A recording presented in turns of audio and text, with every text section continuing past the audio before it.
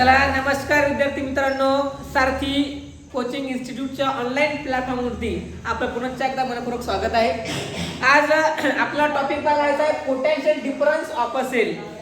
आपला जो काही चॅप्टर झाली त्या चॅप्टरचं नाव आहे करंट इलेक्ट्रिसिटी. काय नाव आहे? Current electricity. आणि करंट इलेक्ट्रिसिटी चॅप्टर मध्ये आपला हा टॉपिक त्या ठिकाणी रिमेनिंग थोडाफार राहिला होता, तो आपल्याला त्या ठिकाणी कंटिन्यू करायचा आहे.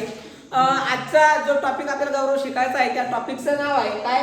Potential difference of a cell. Cell मधला जो काही पोटेन्शियल डिफरन्स आहे तर तो नेमका काय आहे, त्याला नेमका पोटेन्शियल डिफरन्सला काय म्हणतात हे आपल्याला याच्यामध्ये आजच्या पॉइंटमध्ये शिकायचं आहे. ठीक आहे. मग आता पोटेन्शियल डिफरन्स बघत असताना आपल्याला इथे अगोदर पोटेन्शियल डिफरन्सची डेफिनेशन दिलेली आहे, ती डेफिनेशन आपल्याला अगोदर क्लिअर करायची आहे. बरोबर आहे. काय करायचे? पोटेन्शियल डिफरन्सची डेफिनेशन काय सांगितलेली आहे किंवा पोटेन्शियल डिफरन्स म्हणजे काय हे आज आपण त्या ठिकाणी क्लिअर करणार आहोत. मग आता याच पोटेन्शियल डिफरन्स वरून त्या ठिकाणी आपल्याला 1 व्होल्ट काय आहे हे कळणार आहे. ठीक आहे. किंवा त्या ठिकाणी आपण व्होल्टचा फॉर्म्युला इथं त्या ठिकाणी क्लिअर करून घेणार आहोत. मग लक्ष द्या इकडं, पोटेन्शियल डिफरन्स म्हणजे काय की the amount of work done to carry a unit positive charge from point A to point B is called the electric potential difference between the two points. म्हणजे दोन पॉइंट मधलं त्या ठिकाणी जे काही अंतर असतं त्याला आपण त्या ठिकाणी पोटेन्शियल डिफरन्स म्हणतो. परंतु कसं तर सांगितलं काय? The amount of work done. काय होतं इथं? वर्क डन होतं the amount of work done to carry a unit positive charge. काय सांगितलंय? Carry a unit positive charge from point A to point B. म्हणजे जो काही एका युनिटचा जो काही पॉझिटिव्ह चार्ज असणार आहे तो पॉइंट ए पासून पॉइंट बी पर्यंत जाईल. कुठून जाईल? पॉइंट ए पासून पॉइंट बी पर्यंत जाईल. तेव्हाच त्याला त्या आपण काय म्हणतो की इलेक्ट्रिक पोटेन्शियल डिफरन्स म्हणतो. कशातला? तर त्या ठिकाणी 2 पॉइंट समजलं. जर कुठलीही जर 2 पॉइंट मधला जर तुम्हाला पोटेन्शियल डिफरन्स जर काढायचा असेल तर तो काढण्याच्या करता तुम्हाला लागतं काय अगोदर तर तुम्हाला त्या अमाऊंट ऑफ वर्क डन लागतं. ठीक आहे. नेमकं त्याने किती वर्क केलं? To carry a unit positive charge. म्हणजे त्या युनिट मध्ये किती त्याने त्या ठिकाणी पॉझिटिव्ह चार्ज घालवले पॉइंट ए पासून पॉइंट बी पर्यंत. ठीक आहे. इथले जे काही पॉइंट घालवले जे काही पॉइंट घालवले असतील त्याला आपण त्या ठिकाणी काय म्हणतो तर इलेक्ट्रिक पोटेन्शियल डिफरन्सला बिटवीन 2 पॉइंट असं आपण त्याला म्हटलं जातं. ठीक आहे. म्हणजे सरळ सरळ 2 पॉइंट म्हणला मग पॉइंट ए असेल आणि पॉइंट बी असेल आपण पॉइंट कुठलेही नाव घेऊ शकतो, काही अडचण नाही. मग फक्त इथे समजण्याकरता सांगितलं त्यांनी की एका पॉइंट पासून तर दुसऱ्या पॉइंट पर्यंत जेवढं काही त्यातला अंतर आहे किंवा जेवढं काही वर्क डन त्याच्यामध्ये होईल, परंतु कोणतं होईल की त्याच्यामध्ये वर्क डन होताना carry a unit positive charge. कोणता चार्ज? पॉझिटिव्ह चार्ज म्हणणं खूप महत्वाचं आहे. जर तुम्ही निगेटिव्ह चार्ज म्हणलं तर त्या ठिकाणी हे होईल. ठीक आहे. ठीक आहे. नाही, पॉझिटिव्ह चार्ज म्हणजे काय? प्लस आयकन आणि मायनस आयकन. ठीक आहे. पॉझिटिव्ह म्हणजे पॉझिटिव्ह चार्ज म्हणजे काय? प्रोटॉन वगैरे ते त्या ठिकाणी आपल्याला असतं. मी तुम्हाला दाखवलं होतं. पॉझिटिव्ह चार्ज आपण कशाला म्हणतो ते तुम्हाला सांगतो इथे. पॉझिटिव्ह चार्ज म्हणजे काय तर अशा प्रकारचा चार्ज. ठीक आहे. these are the positive and these are the negative. ठीक आहे. सेल घ्या, कुठली एखादी इलेक्ट्रिकची वस्तू घ्या, त्याच्यामध्ये आपल्याला 2 काय बघायला मिळतात तर चार्ज बघायला मिळतात. बरोबर आहे. कोणकोणते? एक पॉझिटिव्ह चार्ज बघायला मिळतो आणि एक निगेटिव्ह चार्ज बघायला मिळतो. मग जर तुम्ही आता एखाद्या गाठीचा सेल जर घेतला तर त्या सेलमध्ये आपल्याला 2 चार्ज बघायला मिळतात, एक प्लस आणि एक मायनस. म्हटलं का? ठीक आहे. 2 चार्ज आपण आपल्याला माहिती आहे की दोन्ही बाजूना एका साईडला पॉझिटिव्ह असतो आणि एका साईडला निगेटिव्ह चार्ज असतो. ठीक आहे. समजलं तुम्हाला? नंतर आता आपल्याला बघायचं की मग हे चार्ज जर त्या ठिकाणी पॉझिटिव्ह असेल कोणत्या पॉईंट मधला? 2 पॉईंट मधला जर त्या ठिकाणी चार्ज हा पॉझिटिव्ह असेल तर तेव्हा आपण त्याला काय म्हणतो? पोटेन्शियल डिफरन्स म्हणतो. किती पॉईंट मधला? 2 पॉईंट मधला. कारण पोटेन्शियल डिफरन्स आपण 2 पॉईंट मधला इथे बघतोय. म्हणून मग पोटेन्शियल डिफरन्स बिटवीन 2 पॉईंट्सला याला दाखवतात कसं फॉर्म्युल्यामध्ये की work upon total charge transfer. काय की work upon total charge transfer जसं होईल तेव्हा तुम्हाला काय म्हणता येईल की पोटेन्शियल डिफरन्स इन 2 पॉईंट असं म्हणता येईल. ठीक आहे. म्हणजे इथं ह्या फॉर्म्युल्यावरून तुम्हाला हे थिअरी लिहायला पाहिजे किंवा थिअरीवरून हा फॉर्म्युला लिहिता आला पाहिजे. पहिला आता लक्ष द्या की नेमकं सांगितलं काय? The amount of work done. मग इथं पण तेच घेतले वर्क. समजलं? नंतर काय? To carry a unit positive charge from the point A to point B. आणि मग त्या ठिकाणी जो काही चार्ज आहे तो काय होणार आहे? ट्रान्सफर होणार आहे. बरोबर. ठीक आहे. पण पॉइंट ए पासून पॉइंट बी पर्यंत मग सरळ तेच घेतले टोटल चार्ज ट्रान्सफर. मग याला त्या ठिकाणी आपण काय म्हणतो? पोटेन्शियल डिफरन्स म्हणतो. किती म्हणला? 2 पॉइंट. समजलं का तुम्हाला? ठीक आहे. ह्या फॉर्म्युल्यावरून सुद्धा आपल्याला डेफिनेशन बनवता आली पाहिजे. त्याच्याकरता हा फॉर्म्युला आहे. मग नंतर आता काय केलंय मी? पोटेन्शियल डिफरन्स बिटवीन 2 पॉइंट्स म्हणजे V आणि हा वर्क म्हणजे काय डब्ल्यू आणि टोटल चार्ज ट्रान्सफर म्हणजे काय क्यू बरोबर आहे ठीक आहे आता क्यू म्हणजे काय तर वेगळं काही नाही तर क्यू काय चार्ज तसं नाही तर क्यू म्हणजे आपण त्याला काय म्हणणार कुलोम ठीक आहे एक मिनिट आपल्याला पुस्तकात काय दिलंय पुस्तकात चेक करा तुम्हाला पुस्तकामध्ये काय दिलेलं आहे तुम्हाला की 1 ampere is equal to 1 C upon 1 second दिले लक्ष द्या एक मिनिट बोल नको रे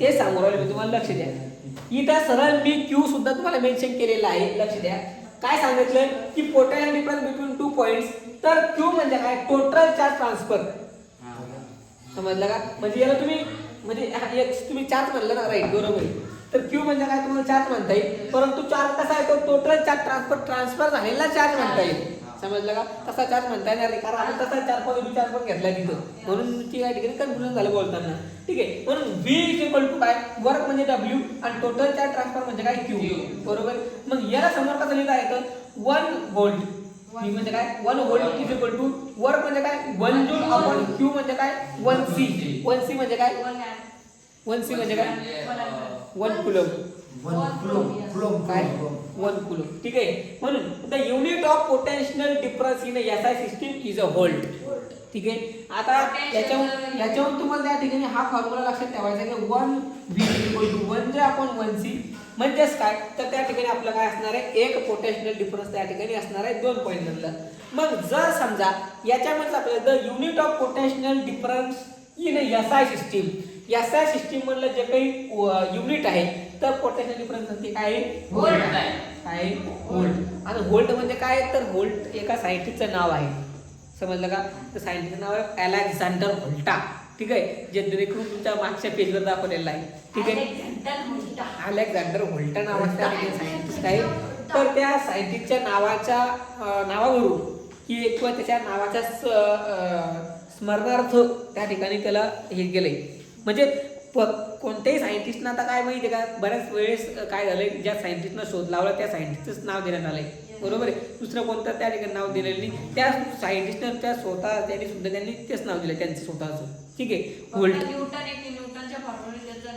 आहे ना न्यूटन्स लॉ आहे ना न्यूटन्स लॉ का म्हणलंय आपण न्यूटन हे नाव आहे एका सायंटिस्टचं ठीक आहे काय नाव आहे त्याचं पूर्ण नाव सर आयझॅक न्यूटन ठीक आहे पप्पाचं नाव काही नाही त्याच्या आपल्याला बरोबर असो ठीक आहे वेगळा भाग येतो आता समोरचा जो काही टॉपिक आहे तो आपल्याला इलेक्ट्रिक करंट बघायचा आहे ठीक आहे तर इलेक्ट्रिक करंट बघण्याच्या अगोदर तुम्हाला ह्या पॉईंटचा त्या ठिकाणी स्क्रीनशॉट घ्यायचा असेल तर त्या ठिकाणी लगेच तुम्हाला स्क्रीनशॉट घ्यायचा आहे ठीक आहे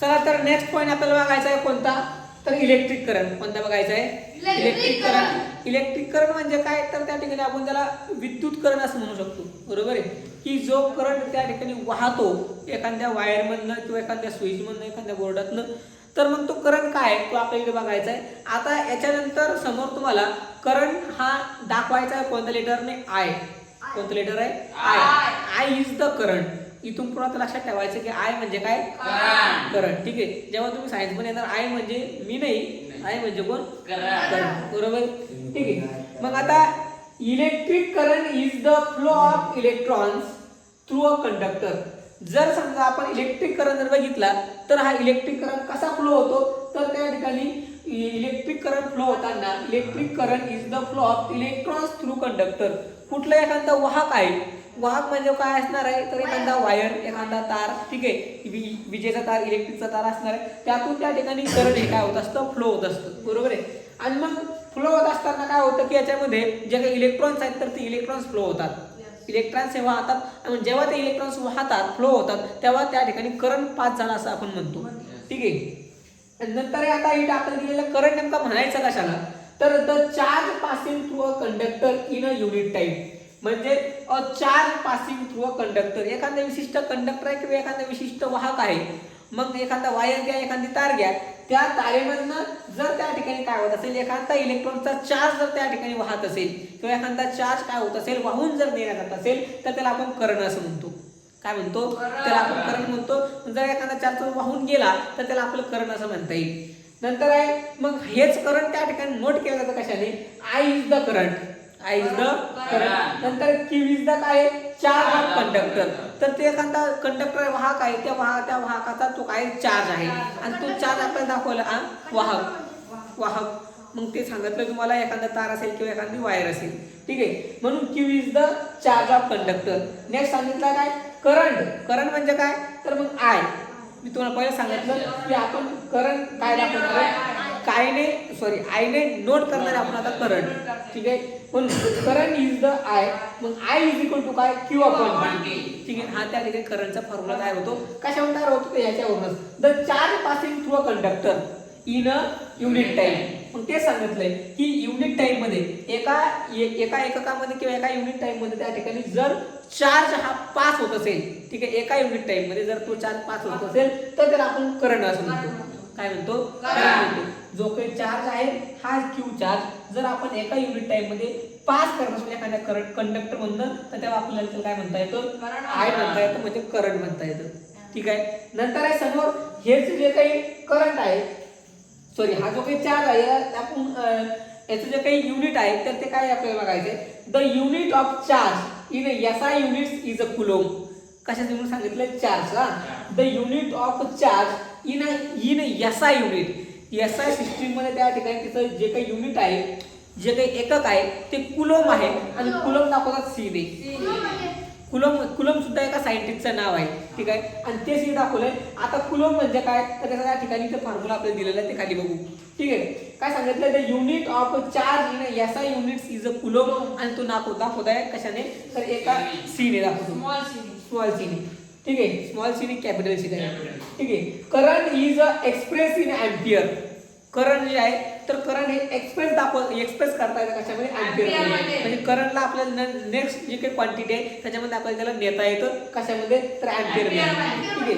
आणि ते सांगतोय खाली, ही एम्पियरचा फॉर्म्युला आहे. The charge of 1 electron is 1.6 into 10⁻19 C. म्हणजे काय, 1.6 गुणेला 10⁻19 कुलोम जर त्या ठिकाणी असेल तर तेव्हा त्या ठिकाणी काय घडतं की एक चार्ज त्या ठिकाणी एका इलेक्ट्रॉन म्हणून जातो, ठीक आहे. एक charge, the charge of 1 electron, एका इलेक्ट्रॉनचा जो काही चार्ज आहे त्याच्यावर जो काही भार आहे तो भार किती असतो, तर 1.6 गुणिले 10⁻19 कुलोम एवढा त्या ठिकाणी त्याचा भार असतो, ठीक आहे. नंतर मग जर समजा आपल्याला त्या ठिकाणी 1 एम्पियर जर समजून घ्यायचं असेल तर एका एम्पियरचा फॉर्म्युला आपल्याला काय की 1 एम्पियर कशाला म्हणणार की 1 coulomb upon 1 second. 1 coulomb upon 1 second. एखादा कंडक्टर आहे, एखाद्या कंडक्टर मधनं जर त्या ठिकाणी 1 कुलोम एवढी जर त्या ठिकाणी इलेक्ट्रिसिटी जात असेल तो करंट पास जर होत असेल किती मिनिटात, एका सेकंदामध्ये, तेव्हा त्याला आपल्याला 1 एम्पियर म्हणतात. किती म्हणतात, 1 एम्पियर, बरोबर. मग जर तुम्हाला त्या ठिकाणी कुलोम जर काढायचा तर कुलोम त्याच्यावर काढता येईल की 1C इज इक्वल टू काय, तर मग 1 अपॉन S आपण 1 अपॉन A असं तुम्हाला काय करता येईल की डायरेक्टली शिफ्ट करून त्या ठिकाणी C सुद्धा काढता येईल, ठीक आहे. तर अशा प्रकारे आपण जो आता टॉपिक कोणता पाहिला की इथं लास्टला आपण काय बघितलं, एम्पियर. ए म्हणजे काय, एम्पियर. सी म्हणजे काय, कुलोम. आणि एस म्हणजे काय, सेकंड. आणि सेकंड हा एक्सप्रेस होतो कशामध्ये, टाइमामध्ये. त्याला आपल्याला दाखवलं जातं. तर हा त्या ठिकाणी कोणता पॉईंट झाला, इलेक्ट्रिक करंटचा.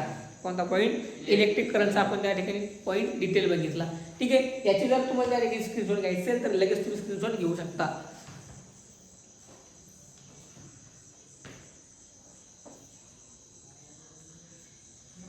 ठीक आहे विद्यार्थी मित्रांनो, तुम्ही स्क्रीनशॉट घेतला असेलच. तर आता तुम्हाला काय करायचं आहे की आपलं जे काही चॅनल आहे ते चॅनल दररोज दिवसेंदिवस ग्रो होत आहे.